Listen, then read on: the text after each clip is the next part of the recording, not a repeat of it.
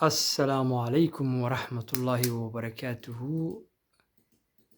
Waa Cali Xirsi Kaarshe Cali Kabayare oo halkan raba inuu kaga diro hambalyo iyo bogaadin golaha wasiirada ee Galmudug ee maanta la ansixiyey. Ayaan doonayaa inaan halkan ka bogaadiyo oo aan aad iyo aad ugu hambalyeeyo baarlamaanka sharafta leh ee Galmudug sida aqlabiyadda ku ansixiyey golihii wasiirada ee uu soo dhisay madaxweyne Axmed Cabdi Kaariye Axmed Qoorqoor. Waxaan leeyahay hambalyo. Waxaan leeyahay xilka la iskuma hambalyeeyo, Soomaalida hambalyo keliya u dirtaa, laakiin waan kugu ducaynayaa. Waxaan idinkugu ducaynayaa Ilaahay subxaana wa tacaala inuu xilkiina idinla garab galo. Bil Ramadaan ayaa laydin ansixiyey, waa laydin dhaariyey, kitaabka Ilaahay baa laydin mariyey. Waxaan Alle ka baryahayaa inuu Ilaahay xaqa idin tuso, Ilaahayna uu idinku hanuuniyo waddada wanaagsan, aadna noqotaan kuwii Galmudug u horseeda degenaansho iyo horumar iyo barwaaqo iyo amni iyo midnimo. Aad iyo aad ayaanan runtii u bogaadinayaa. Xilli munaasab ay ahayd, inkastoo waqti badan naga baxay, naga lumay, oo howlo badan oo la qaban lahaa dib u dhac weyn ay keentay, ayna soo daaday wasiirada ansixintooda iyo in waqti ay qaadato. Sidana Soomaalida hadda dowladnimadeeda waxaa u maleysaa waxyaalo badan ayaa ka qaldan, oo waxa weeyaan madaxweynaha markii la dooranayay barnaamij siyaasadeed ayuu la yimid. Barnaamijkaas siyaasadeed ayaana lagu doortay. Aduu qaabkii doonaba ha lagu doortay. Barnaamijkaas siyaasadeed ee lagu doortay ee dadku raalli ku noqdeen ayaa la rabay inuu ku soo magacaabo golo wasiiro, sidaasna ay ku shaqo galaan golihiisa wasiirada. Oo uu inta hor keeno kaliya uu yiraahdo golaha wasiirada waan soo magacaabay, waa kuwaas, kadibna ay sidaas ku hawlgalaan. Laakiin wixii dhan xujaa laga dhigay. Madaxweynihii waa in la caleemo saaraa, madaxweynihii waa in maaragtay golihii wasiirada uu keenaa, madaxweynuhu waa inuu golaha wasiirada loo ansixiyaa, madaxweynuhu waa inuu barnaamijka siyaasadeed haddana soo bandhigaa, haddana maaragtay waxyaalahaas oo dhan waxa weeye waa yacni nidaam qadiimiya oo dowladnimada Soomaaliya dib u dhigaya, oo aad u malaysay in ila meereyso ay tahay ayay u eg tahay. Prime Ministerka iyo madaxweynaha ama madaxweynaha barnaamijkooda siyaasadeed weeye waxa la ansixinayo ama laga hadlayo maahane, qof ahaantiisa iyo shakhsi ahaantiisa ma ahan. Marka si kastay noqotaba waa laga bixi doonaa insha Allahu iska daba wareegan dowladeed ee Soomaalida ay aad iyo aad ugu wareertay, aysan garanaynin, iyo macnaha nidaamyadan aqoon iyo faham badan ayay u baahan yihiin, laakiin waa la imaan doontaa insha Allahu tacaala. Aad baan u soo dhaweynaynaa, waan hambalyeynaya, waxaan u rajeynayaa inay noqdaan kuwo shaqadooda si hawlkarnimo oo cadaalada ay u gutaan. Tan kale waxa weeyaan Galmudug waxyaalaha ay u baahan tahay iyo shaqadooyinka ugu muhiimsan oo priority-ga ugu kala horeeya horaan uga soo hadalnay. Shaqooyinka micnaha muhiimadda u ah golaha wasiirada ee laga doonayo inay xoogga saaraan, sida maxaa la yiraahdaa amniga, sida dib u heshiisiinta, sida xoreynta gobollada maqan, sida kobcinta dhaqaalaha, sida maxaa la yiraahdaa aruurinta canshuuraadka iyo mideynta canshuuraha, dhisidda institutionskii dowladeed ka maqan Galmudug, aysan lahayn hay'adihii cadaaladda fulinayay, oo aysan lahayn police, oo aysan lahayn xabsiyo, oo aysan lahayn maxaa la yiraahdaa garsoorayaal iyo kansalladii ama golihii deegaanada ee degmooyinka iyo laga doonayay magaalo madaxyadu inay yeeshaan. Waxyaalahaas oo idil waa shaqada kulley wasiirada iyo dowladda sugaysa. Priority-gana way kala leeyihiin, dabcan mar kale aan ka hadli doonaa. Laakiin hadda waan u hambalyeynayaa, hambalyo aad iyo aad iyo farxad ayaan u gelinahay. Waxaan marka intaas raacsanayaa, waxaan maqlahay oo arkaya maalmahan dambe, shalay iyo maanta, iyo social media-ha warar la dhex maraya iyo dad yacni aan ku qanacsanayn qaabka wax loo dhisay iyo oo ka soo horjeestay golihii wasiirada la ansixiyey iyo waxyaalahaas oo idil ayaa maalmahan socday. Marka waxaan leeyahay bulshada reer Galmudug, walaalayaal, waxa weeyaan galmudug way naga badan tahay wayna deeqdaa. Anagu mucaarad baan ku ahayn qorqor, waan u tanaasulnay danaha galmudug iyo dadka masaakiinta ah ee shacabka ayaan u tanaasulnay. Waxaan aragnay in isjiidka iyo qori kutaagga uusan wax macnaa keenaynin, oo annaga haddii nala ku qabsaday oo nala kula dhegay, oo xataa hadda madaxweynaha ka mid ah galmudug mudane qorqor uu ka mid ah dadkii lugahana qabtay ee naga soo horjeestay, yacni sida xun noola dagaalamay. Waxaan garanay inaan annagu u tanaasulno oo aan ka shaqayno midnimadii galmudug iyo horumarkeedii iyo isku keenistii bulshada si loogu fakaro mustaqbalka soo socda 10 sano soo socota, 20 sano soo socota, 50 sano, 100 sano ee dambe. Dadku sidaas ayay u fakaraan. Wixii qaldanna ayadoo dowladda dhexdeedii dhisan lagu saxo. Oo waxaa la go'aansaday in macnaha waxa la yiraahdo qaacidada la yiraahdo waxa la qaatay fighting in the system.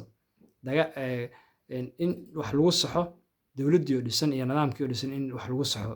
ayaan la go'aansaday. Waayo haddaan hadda qorqor kula dhegno, qorqor dhulkii uu wax ku leeyahay isla maalintiisu nagu dhagayaa, waa nagu soo dhegay. Haddana annaga haddaan ku dhegno qolo kale ku dhegaysa, yacni dib u dhac weyn ayay keenaysaa. Marka waan tanaasulnay annagoo nala qabsaday, nala ku soo duulay, ciidamo nala dul keenay, dad la laayay, dagaal nala ku soo qaaday. Waxaan garanay in aysan sidaan xal ahayn, bal maadaama waxaan iska dhammaanayaan waqti yarna ay u dhiman yihiin, in la sugo markiisa uu bal shaqeeyo. Dadkii dalku wax ku leeyahay dib u dhaca iyo deegaamada dib u dhacaya waa deegaamadiisii. Bal haddii uu wax horumarin karo ama wax keeni karo in uu shaqeeyo isagoo aan ogeyn in la keensaday, laakiin la isku dayay lagana shaqeeyay in laga soo leexiyo waddadii lagu keenay ee loo soo duwo midda waxa danta galmudug rasmiga ay tahay in lagu soo rido. Marka qolyaha hadda oo meelaha ka qaylinaya ama diidan, waxaan leenahay waxa kaliya oo na deeqa waa cadaalad weeye. Cadaalad ayaana deeqday. Galmudug xil laga qabto nama wada deeqo, kulligeena xil lagama wada helayo. Dadkii waxaan ka soo jeedaa gobolka mudug, dadka ugu maaragtay ishag galmudug waqtiga badan ka soo shaqeeyay oo soo dhisay oo magacan keenay oo ku soo baabay ayaan ka mid ahaa. Haddana waxaa aniga i deeqa xil ima deeqo, waayo xil galmudug ilama kala gaarto. Waxa kaliya oo i deeqa waxa weeyaan in galmudug ay nabad noqoto, in galmudug ay degto, in galmudug ay barwaaqo hesho, inay ummadeedu ay heshiiyaan, in laga shaqeeyo sidii loo horumarin lahaa. Markaas ayaan anigu waxa aan ku leeyahay aan ka helaya. Laakiin haddaan hor istaaga mar walba oo qori ku taaga ay noqoto, iyadoo galmudug cadowgeedu aad u badan yahay, aad iyo aad ayay dib u dhac igu noqonaysaa aniga iyo dadkii ka soo shaqeeyay iyo inta kaleba. Marka walaalayaal hala samro ayaan leeyahay.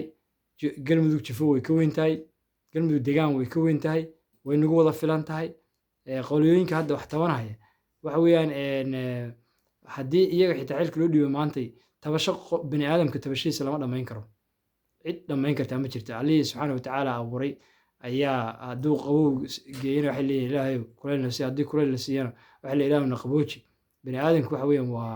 waa sida ilaahay quraankiisa ku yiri idaa massahu sharru jazuucan wa idaa massahu khayru manuucan. Bani aadamka haddii ay wax yar ku dhacaanna way qaylinayaan shar ay helaan. Haddii ay horumar barwaaqo la siiyana way inkirayaan oo maaragtay isha kuma xamdinayaan. Marka bani aadamka meel u roon ma leh. Marka muhiimaddu waxay tahay danta guud in laga shaqeeyo. Danta guud ee midnimada, horumarka, barwaaqada, isdhexgalka bulshada, amniga, dadku inay qof walba uu meeshuu doono ka shaqaysto, meeshuu doono u maro, meeshuu doono uu dego, meeshuu doono uu ka ganacsado. Sidaas ayaana wada deeqda. Adduunka dhan sidaas uu ku dhisan yahay. Waxa weeyaan dowladda waa la wada leeyahay, system guud ayaa la wada leeyahay. Dadka waxyaalaha ay wada leeyihiin waa inay wada ilaashadaan. Marka haddii dadku ay yihiin dad galmudug leh oo galmudugnimadu ka go'an tahay, waa inaysan jaga ay ka waayeen aysan ku mucaaradin ee ay ku mucaaradnimadooda hadday noqonayso mid wax dhisaysa ay noqoto, oo haddii qofku wax qaldo uu ka naxo oo lex jeclo ay ka qabato galmudug yiraahdo wallahi saan uma fiicna maamulka, waa in saan la yeelaa, waa in sidaan la yeelaa, waa in sidaan la yeelaa. Haddaa arkayso qof dhahaya waa qof ay lex jecla hayso oo waxaas uu ka qaylinaya jecel, waxaad ogtihiin waalidku inuu ilmihiisa mar walba waaniyo oo ku qayliyo waryasaasiyeel waryasaasiyeel waryasaasiyeel uu yidhaahdo waayo lex jeclaa ka hayso wuxuu doonaya inuu wanaagsanaado wey marka waxaa la doonaya galmudug inay taas noqoto dadka hadda wax tamanaya qaarkood sadbursi weyn bay haystaan oo aan beelaha kala haysan oo aan deegaanada kala haysan oo aan dadka kala haysan haddana markaad aragtid ayagiibaa hadda laleeyahay waxbay tabanayaan waxa weeyaan waa arrin aan yacni ku tusaysa bini aadamku inay yihiin dad damaaciya damaaciguna waxa weeyaan waxaad haysato ayuu kaa baabi'iyaa waxa kale aad damaacinaysid ma gaaraysid haddaad si xun wax u damaacdid waxba ma helaysid ya si xun haddaad wax u damaacdid waxba ma helaysid waxa weeye waa wixii oo dhan baa kaa baaba'aya waxa lugtu macnaha waxa gacanta ku haysatid ayaad luminaysaa waxaa la yidhi miro geed saaran miro guntiga kugu jira looma daadiyaa miro guntiga kugu jira miro geed saaran looma daadiyo oo waxaad adigu macnaheedu tahay waxaad haysatid waxaad haysan oo kale lama raadiyo si aad wixii aad haysatay aadan ku weynin marka waxaan leeyahay walaalayaal waxa weeyaan galmudug way nagu wada filan tahay systemkuna waa maalinba meel buu imaanaya qorqor berri shaluu yimid berri u baxaya mid kalaa berri baxaya laakiin aynu gaarsiino stabilization ama deganaansho siyaasadeed deganaansho dhaqaale deganaansho amni aynu samayno taas waxaan leeyahay fariintaas aan faraya dadka galmudug ka naxaya ee galmudug ay lexjecladu ka hayso hadda ka hor dhowr jeer baan ka hadla waxaan ku yidhi war galmudug waa in la yidhaha wax la yidhaha ownership waxa weeye qof leh oo ka naxaya oo galmudugnimadu danqinayso oo doonaya inaa galmudug aysan dhicin oo aysan dib u dhac uusan ku imaan dadka doonaya waa inay galmudug ilaashadaan waxaan leeyahay kuwa yacni inta loo sadburiyey oo dadka dhul iyo deegaan iyo dadba badan wax aysan helin la siiyey ee hadda maantay la leeyahay way haddana wax kale ay doonayaan oo dib waxbay u baxayaan oo aan la garanaynin inay waqtiga ay qancayaan iyo siday ku qancayaan waxaan u arkaa inay yihiin dadaan galmudug dhismaheeda iyo dib u heshiisiinteeda iyo deegaankeeda inuu horumar iyo barwaaqo gaaro aan doonayn inay yihiin qofkaasna waa qof raba inuu gurigaaga dumiyo wey qofka noocaas u fakeraya in loo istaajiyo horumarka iyo galmudug inay hore u istaagto waa qalad wey waa in hore loo socdaa waa in laga shaqeeyaa galmudug amnigeeda waa in laga shaqeeya nabadgelyadeeda waa in laga shaqeeya deegaankeeda in la horumariyo walaalahaas kale hadday doonayaan horumar iyo barwaaqana welcome hadday doonayaan wax sadbursiyaho aysan xaq u lahayna hadda cid siinaysaa ma jirto laakiin waxa keliyoona deeqaa waxay tahay cadaalad baana deeqda cadaaladdaasna deeqda waxaan doonaynaa inaan ku wada shaqayno ayaan doonaynaa waxaan maqlahay walaalaha mareexaan ayaa gadoodayoo xildhibaanadoodii ay ka baxeen dhuusamareebo ciidamadoodii la baxayo oo maxaa la yidhahdaa meel iskugu aruuray oo yidhi anagu haddii waxaan rabno helayn galmudug waa ka baxaynaa marka taas waxa weeyaan waxaan u arkaa inay tahay yacni inay tahay kibirqooq inay tahay waayo ayagoo degmo iyo bar dega hal degmo iyo bar ayagoo galmudug ka dega baa dhowr iyo 10 xildhibaan la siiyey 12 xildhibaan may leeyihiin maaqa ka badan madaxweyne ku-xigeen baa la siiyey 5 wasiir oo xulaha la siiyey hadda waxa kaloo ay doonayaan waxay tahay waa yacni waa waxa weeyaan ii sheeg waxaan u malaynayaa in xaqdarrada ay hesheen ay ka hadal siinayso xaqdarrada ay qaateen inay ka hadal siinayso ayaan u malaynayaa galmudug ayadaa hadda xaqdarro ku dhisan xaqdarradii baa hadlaysa ayaan u malaynayaa oo ka hadlaysa dadka masaakiinta ee aamusan ee galmudugnimada jecel ee doonaya inay wax un la dhiso dadkaas aamusnaantaas ay aamusnaanayaan ayaan waxaan filahayaa inay maxaa la yidhahdaa ishag ay xaqi inuu hadlayaan doonaya waxaan leeyahay walaalaha marxanow dhismaha galmudug iyo amniga galmudug dadka lambar 1 ay danta u tahay ayaa ka mid yihiin waayo dad maxaa la yidhahdaa ishag dagaal baa dhinac walba in kaga furan haddii ilaahay kuu roon yahay ishag sacad baad la dirirtaan oo musalamaal baad la dirirtaan oo cayr baad la dirirtaan oo intaad Etoobiya gudaheeda tagteen baad nimanka la yidhahdo ogaadeen la dirirtaan waxa weeyaan maalin walba in wiilkiina idiin soo kaca ee 20 jir markuu gaaro uu dagaal u taagnaado ama dagaal ku dhinto uusan iskuul helin oo waxbarasho helin oo amni helin oo uusan inuu degaan yani tarmin waa dhibaato bulshadana dhibaatay ku tahay kale aad la diriraysaan idinkana dhibaatay kugu tahay hadday galmudug istaagto dadka ugu baahida badan nabadda iyo amniga ayaad ka mid tihiin deegaanadii baa qaar ka qaxdeen oo idinka maqan dhulkiina ku soo laabta amni iyo nabadgelyo soo dega guryihiina soo dega dadka ummadda ilaahay wax la noqda waa laydin xushmeeyey waa laydiin sadburiyey wixiinaan xaq u lahayn baad laydin siiyey xaqiiqda markaa laga hadlo haddaad og tihiin iyo haddiina ogeynba wax inaan xaq u lahayn ayaa laydin siiyey adinku madax guud laydin eegahayo oo laleeyahay daarood bay ka joogaane ha loo sadburiyo laakiin xaq darro waxa weeyaan sideedaba xaqu marnaba ma istaago dadkii idinkaga xaqa badnaa idinka dhulka weynaa idinkaga tirada badnaa ayaa inta laydinka sameeyaa wax inaan xaq u lahayn laysi marka xaq darradii baan ka hadalsiinaysa wey xaqiiqdu taas wey ya xaqiiqdu waa middaas marka waxaan leeyahay walaalayaal inta isku ceebsataan oo dib iskugu noqotaan oo horta maxaad haysataan galmudug inteed ka degtaan imisaad tiro ka tihiin maxaa idinkaga baxay qarash ciidan ma keenteen dhaqaalo ma ku bixiseen haddii ma ilaaliseen ma u doodeen waa maya xataa galmudugnimada ayayna daacad ka ahayn galmudugnimada ayayna daacad ka ahayn waxaa ku doonaysaan sadbursi iyo xukun iyo dhaqaalo unbaad ku raadinaysaan kuma raadinaysaan galmudug ha degto kuma raadinaysaan galmudug ha horumarto kuma raadinaysaan galmudug ha barwaaqowdo kuma raadinaysaan dadka reer galmudug maxaa la yidhahdaa isdhex galaan oo ha heshiiyaan waxaad u malaysaan galmudug inay habargidir leedahay keliya ayaad u haysataan hadday gabar habargidir ayaa maalmaha xoogaa isku soo dhadhawaanaysay farmaajo 7 bilood baa u dhiman waxa uu kasoo afuufahaya villa Soomaaliya yuusan idinku maranin dhulkan adinkaa iskale adinkaana degan galmudugna xaq baad ku leedihiin xaqna waa laydinku leeyahay haddaad qaldantihiin dad deegaanka nalale oo galmudug nalale ayaa tihiin waxbaan idiin sheegaynaa marxaana waad qaldantihiina joojiya dhibka wixiinaan xaq u lahayn baad haysataana dhibka joojiya madaxweyne ku-xigeen ayaad haysataan wasiirka arrimaha gudaha ayaa haysataan intaasoo wasiir baa laydin siiyey wasiir ku-xigeenaa laydin siiyey sacad baad oo dhulka 85 gobolka mudug dagaad ka xildhibaana badantihiin cayr baad ka xildhibaana badantihiin salamaal baad ka xildhibaana badantihiin xawaal nimanka la yidhaha mursadaad ka xildhibaana badantihiin wacayslaad iyo abgaal iyo murdulood baad ka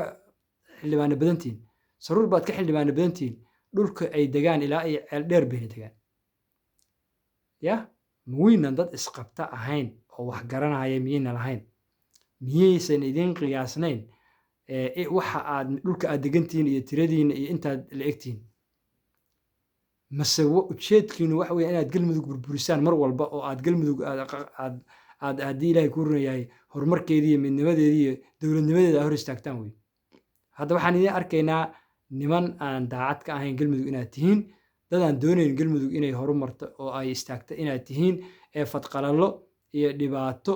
iyo kala furfur iyo kala jebin mar walba kula dhex jira ayaa tihiin marka haddiinan galmudug doonayn ciidan ku qasbays ma leh halkaas iska istaaga macnaha galmudug haddii la dhisa maaha dhulkiina laydinku qabsanaya caabudwaaq iyo balanbal laydinkugu imaanaya maaha caabudwaaq iyo balanbal oo adinka iyo aad degtaan nimanka la yidhahda ayaan la cayr ayaad 12 xildhibaan ku qaadateen ya 12 xildhibaad bay ku qaadateen dad degan maxaa la yidhahdaa ishag intaasu degmo degan gaalkacyo iyo hobyo ilaa iyo meesha la jirriiban ilaa iyo galdogob agteeda degan ilaa iyo degan maxaa la yidhahdaa ishag hobyo iyo ceelhuur agtiisa ilaa cadaado agteeda degan oo galansoor degan ayaad ka badantihiin kuwa dacdheer ilaa iyo degan maxaa la yidhahdaa ishag godon laba iyo gidhays iyo hobyo aad ka badantihiin rag ilaa ceel dheer iyo degan ilaa maxaa la yidhahdaa xuduudka Etoobiya ka xildhibaana badantihiin soo miyayna fahmeen marka aqliga ha idin shaqeeyo aqliga ha shaqeeyo maanta inaad hadashaan maaha inaad aamustaan oo shub tirahdaan ayay ahayd oo aad wixiina inta qaadataan aad tartiib u aamustaan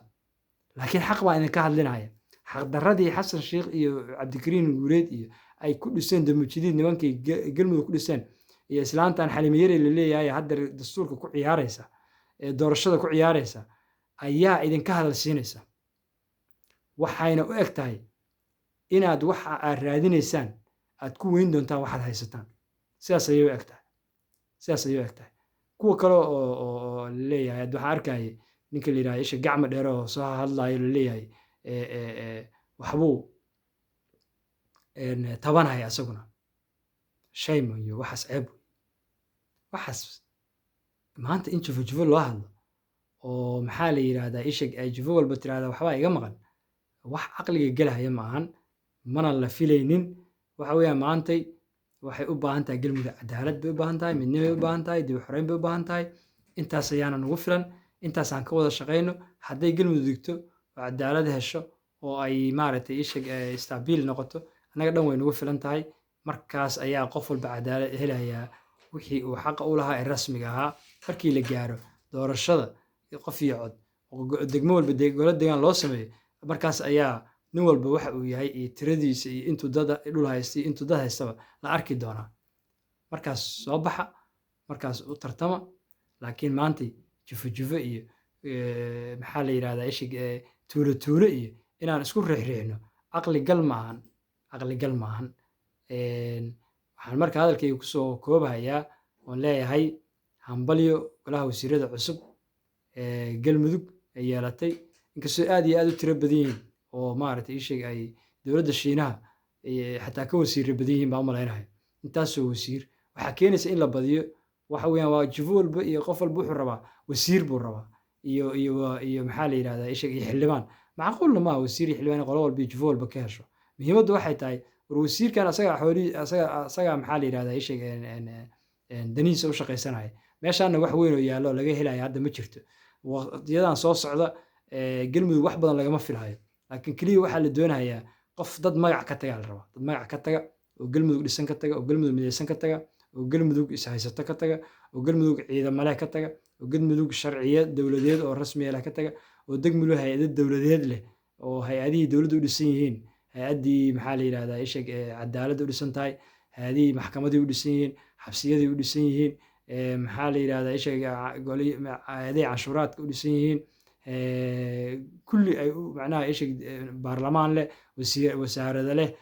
hay-ado kale leh, wakaalada leh, hay-adihii dib u dhiska ay samaysan yihiin. waxyaalahaasaa la rabaa in markii la dhiso la habeeyo, markaas maaragtay isha horumarin la sameeyo dhaqaale, horumarin deegaan la sameeyo, infrastructure la sameeyo. waxaas la rabaa in lagu dagaalamo. la yidhahdo anaga iskuul baan u baahannahay, waxaan u baahannahay deked, waxaan u baahannahay airport, waxaan u baahannahay jaamacad. waxaasaa la rabaa in lagu tartamo, maaha in lagu tartamo wasiir maxaa naloo siin waaye. caqli maaha, waxa uma tarays wasiirku. muxuu kuu qabanaya wasiirku galmudug buu ka shaqaynayaa. wixii galmudug maxaa la yidhahdaa adigu waa xaq ugu lahaydna wasiir kuu soo dhici maayo haddaad adigu soo dhacsan oo shacabka oo soo dhacsan. wasiirku waa nin siyaasiya, siyaasadda markaas meesha ka jirta unbuuna ku shaqaynaya. laakiin dadka shacabka iyo deegaanka ayaa la rabaa inay yidhahdaan annagu waxaan rabnaa iskuullo iyo caafimaad iyo isbitaallo iyo jidad iyo waxyaalahaas la rabaa in lagu xisaabtamo. ayaa la doonaya in dowladda lagula xisaabtamo iyo maamulka iyo amnigii iyo dib u xoreyntii deegaanada. marka waxaan leeyahay galmudug hadalkayga aan ku bilaabay ayaan kusoo dhammaynaya oo ah waxa weeye galmudug cadaalad baa deeqda, jagal kala qaata ma deeqdo. waxaan leeyahay walaalaha doonahaya sadbursiga raadinayow yaa waxa aad haysataan ha ku seeginina.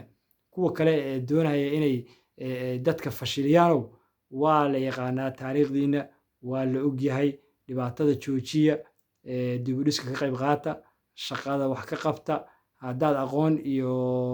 karti iyo ummad aad haysatiin isku keena, dhulkiina dhista, dekadihiina dhista, aerobooradiina dhista, amnigiina sugta, shabaabka iska xoreeya, dadka maalba dadka qarxinahaya iska qabta, xabsiye samaysta, dembiilihiina meel lagu xiro oo lagu dhaqan celiya u sameeya, maxkamad xukunta u sameeya. cadaalad ayaana deeqda, nama deeqdo jago. marka intaas ayaan hadalkii kusoo koobahayaa. waa anigoo ah cali xirsi kaarshe oo ku magac dheer cali kabayare oo idin salaamahaya oo idin leeyahay assalaamu calaykum waraxmatullaahi wabarakaatuhu. galmudug guul iyo barwaaqo ayaan u rajaynayaa biidni illaahi kariim.